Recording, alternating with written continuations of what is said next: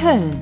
Auf dem ehemaligen Gelände der Reiterstaffel der Polizei entsteht eines der größten Wohnbauprojekte der Domstadt: das Quartier Reiterstaffel. Voraussetzung für den Bau der Gebäude ist eine Baugrundverbesserung.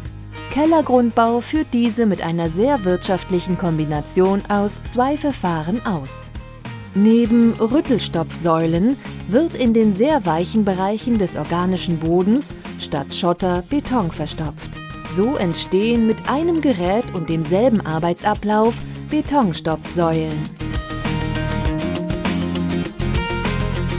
Da die Baustelle auf einem ehemaligen Bombenabwurfgebiet liegt, mussten vorab umfangreiche Kampfmittelsondier- und Kontaktbohrungen ausgeführt werden.